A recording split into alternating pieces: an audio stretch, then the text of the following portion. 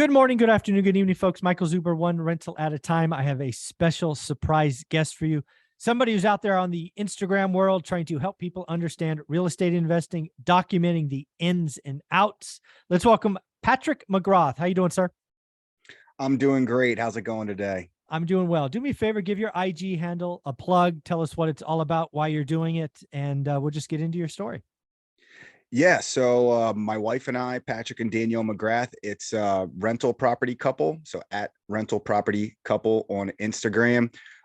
Basically started the page 2 years ago just to document our journey.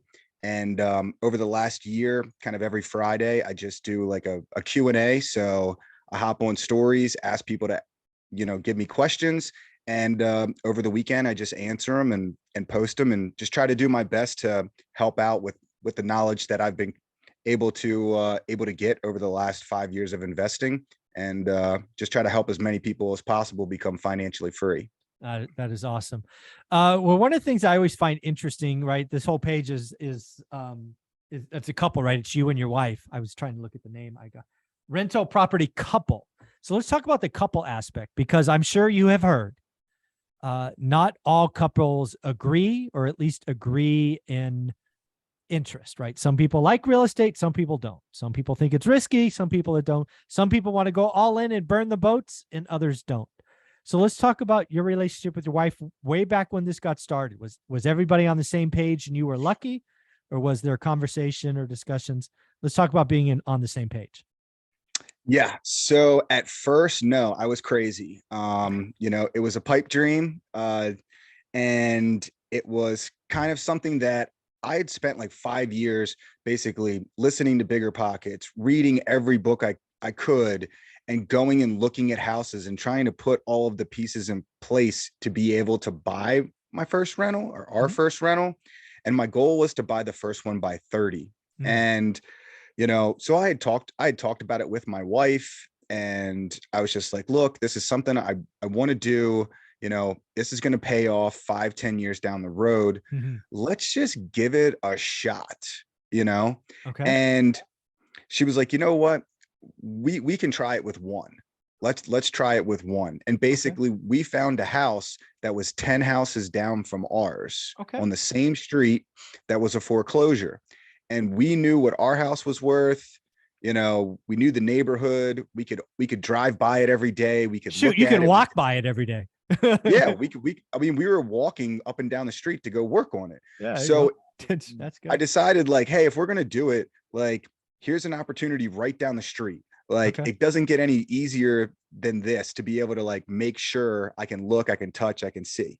So that's what we did. We bought a foreclosure. Me, her, and my dad worked there, 7 days a week, like nights, weekends, all the time for like 8 months. We did all the renovation ourselves. Again, this was a foreclosure. It needed like everything. What year was that? Sorry. This was in 2017. So April 2017. All right. And what city are you in? So this was right outside of Baltimore in Maryland. So we got it for 175. We put 30,000 into it. Oh, not too well. That was all just of our labor. Oh, that was with labor. Yeah, that was everything. So, but your labor was zero. That was all materials. Well, we had to put a roof on. Okay. We had to replace like an But electric you and panel. your dad and your wife didn't take hourly pay. Yeah, exactly. This is like 30 grand, like blood, sweat, and tears. Plus sweat equity. Yeah. Yeah, exactly. And it appraised for 290. Oh, nice. After 8 months. And the problem was we turned our rental nicer than our house. So whoops. Over improved. We did what everybody does. We over improved. So what we did is we moved in to the rental property. And you rented that one. And we rented our old house. Oh, that's funny. And that was our first rental. Okay. And that's kind of how we got started. We didn't buy another property for like 2 years, but that was the first one. And we had a rental right down the street. And what I did is I made it so my wife got the rental payments every month. There you go. So she saw the money coming in every month. She was in charge of paying the mortgage, and she could see the leftover. And in the beginning, that wasn't significant. You know, it's $200 or $300. Sure. But then convincing her to buy the next property. Hey, this one worked. Let's do it again. Same thing. And then all of a sudden, over the last 2 or 3 years, that, you know, $200 or $300 every month has turned into, you know, 10,000 plus. Right. And now it's like, I'm a believer. We can do this. Shocking. You know? You get to be 4 figures or 5 figures and they go, oh, I get it now. That's hilarious. I want to go back to that first deal, just make sure I understand it. So when you bought the foreclosure, I'm guessing did you get hard money, private money, or did dad have a pile of money you just paid cash? No. So what we did is, like I said, leading up to that, I was preparing. So we took out a home equity line of credit on our primary residence. Got it. To fund it. And I basically, you know, I tried to convince my dad for years to go in with me, try to convince my wife. He was like, no. So finally I found this property, and I still, being, you know, 28, 29 years old, getting ready to go and spend, you know, a couple $100,000 on an investment property that I've never done before. I just asked my dad to come take a look at the property with me. I was like, hey, just come take a look. So we walked through the whole property. At the end of it, he was like, you can buy this on your own. Like you can do it all by yourself. And I was like, yes, I can. And he's like, all right, I'll go in half with you. I like that, Dad. Nice move. Okay. I like that. So he went in half and we did it all together. Okay. And through then, he's now, you know, he's a 30% partner in our company. So it's me, my dad, and my wife. Oh, that's and awesome. I convinced, you know, him and her at the same time that this is a path we need to go on. Okay. So that's kind of how that started. Then you refi out of that one and you pay off the HELOC. Yeah. So interesting. Yeah. So interesting story. How that kind of happened is we moved into that new property as a primary, and we ended up taking out a HELOC on that property as well. Okay. All right. So on the investment property, that is now our primary residence, we could take a 95% HELOC on that one.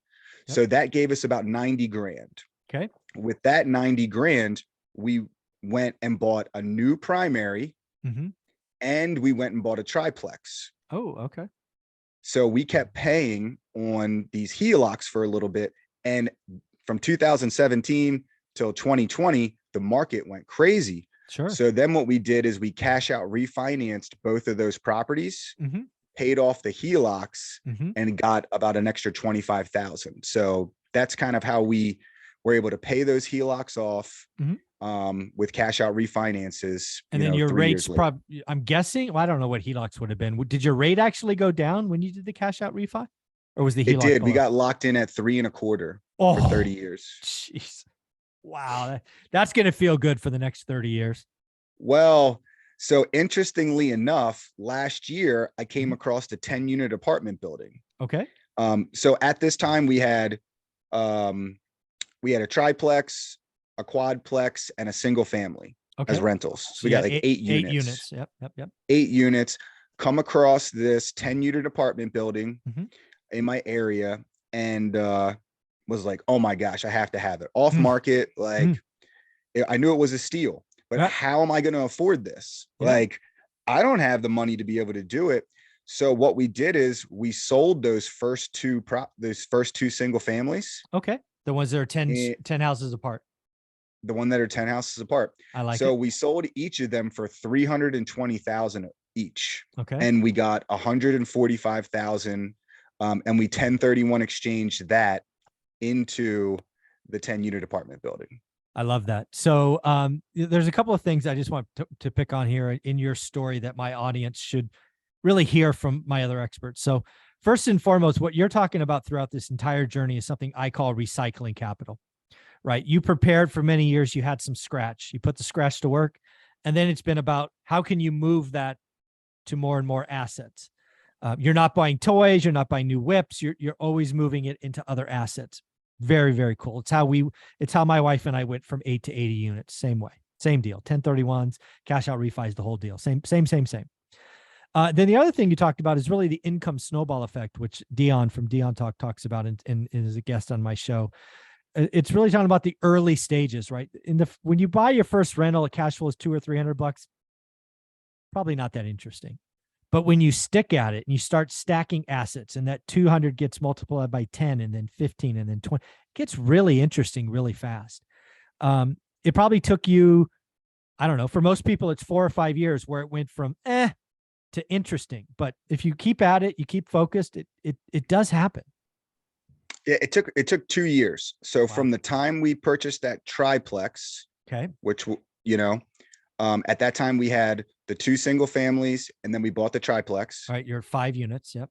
At 5 units. Yep. From that point, which was November 2019 to today, we purchased another single family, a 4 unit, the 10 unit, and then we closed on a 6 unit in March. And that single family that we bought it in April 2020 during the pandemic. We fixed that one up, cash out refinanced, which was from the cash out refinance on the 2 properties where we paid the HELOC off. Right. And then we sold it a year later. So we had long-term capital gains. Yep. And we made a profit on that. And that's what we used for the down payment with seller carryback on our 6 unit we just bought. Seller carryback. I love seller carry, dude. I think seller carry is going to be a big part of the next 2 years. Older landlords want to sell. They know the lending market's different. They have a bunch of equity. It's amazing how many old landlords hate the IRS. So they're going to do seller carrybacks, 10, 20% down, 80% carry, low interest rate. So let's talk about the seller carryback deal. How'd you find it? How'd you negotiate it? Was it easy? Was it hard? What's that all about? So I started using Deal Machine, the app, where you can start sending out postcards. Yep. I bring Property Radar on my channel. Same deal. Yep. Okay. So I bought a list and started sending out like 300 postcards every other week. And I put it on an 8-week time frame. Exactly. Yeah. What are these? Yep. Yeah. Mine was basically a picture of the house that said, "Is this your property? I'd like to send you an offer." Yep. Super easy. But I used my wife's name instead of mine because I felt like a woman had a better opportunity of an old landlord guy calling her. So of course, just a little tip. Play the game. And a guy called me and said he had a property that he was interested in getting rid of. And he gave me the numbers. And, we were just chatting back and forth. This whole process took about, from the time I first talked to him to the time I closed on the deal, about 9 months. Yeah. Just chatting back and forth, asking him questions. And he wanted 450. I did the inspections and there was a lot going on, like just a lot. It was bad. I said, "Look, I need to get it for 410. And he's so like, let me ask you, so did he throw out a number first or did you throw it out first? 410. He threw out the number first. Which one? What number did he say? 450. Okay. All right. So that gave you something to work with. Okay. So I sent him a letter of intent. He wasn't responding back to me. So then I had my real estate agent send him an official contract at that price, and he accepted it same day. At the 410 or the 450? Sorry. At the 450. Okay. Did the inspection, then we met in person to review the inspection because this is all off market. Oh yeah. Yeah. I get you. So, put everything out on the table, said, "I need to be at 410. He said 430. And I'm like, "Sorry, I can't do 430. He goes, "What if I hold some of it?" Okay. So he put that out there. I said, "Okay, well, what would that look like?" Yeah. He goes, "I can hold 15 or 20%. So I just start writing. I'm like, "All right, 20%. Cool. What would the interest rate be?" He said 5%. I'm like, "All right, 5%. I said, "What would the term be?" He said, "I wouldn't want to hold it more than 3 years." I said, 36 months. I said, "Okay." So I said, "We can do 430. You hold 20% at 5% interest only for 36 months. And he said, "Yeah." I said, "We have a deal." And that was it. That's what we did. So how'd you, so then you obviously had a first. Yep. So with the bank that I got the first at, so they required 25% down. So he held 20, I brought 5. Oh, okay. And I got 4.25 on that at 20 years amortized. And then I'm paying him $215 a month for the next 36 months for the 86,000 he's holding. So it sounds like, I don't know this for sure, but it sounds like the bank doesn't know about his second. They do. Oh, they do know about his second. Yeah. So the That's bank, good. the bank knows about the second. They said that they will only accept 20% as the max that they'll allow Oh, a okay. seller to hold as equity. Got it. Okay. So then you got So, into a sixplex with 5% down. yeah, it was $21,000. That's nuts. This is why, again, I talk about on my channel. I have one of my non-QM lenders come on all the time. They talk about combined loan to value. That's CLTV. You got to understand this stuff. The market is changing. You're going to get more creative. Sellers are going to want to carry. Sometimes they get their, I can't tell you how many times I've overpaid, but I got my terms, right? I still remember that one guy that wanted 120 for a 100 house. I got a 1% 30-year mortgage. He can tell all his friends that he got this sucker from the Bay Area to pay 120 for his 100K house. But I can tell all my friends I got a 1% 30-year loan. You go figure. I won. Exactly. Yeah, that's the key. And I know, like, it's below market rents. I know where I'm going to be at. I know that this $430,000 property that I bought is going to be worth $750 to $800 when I'm done with it.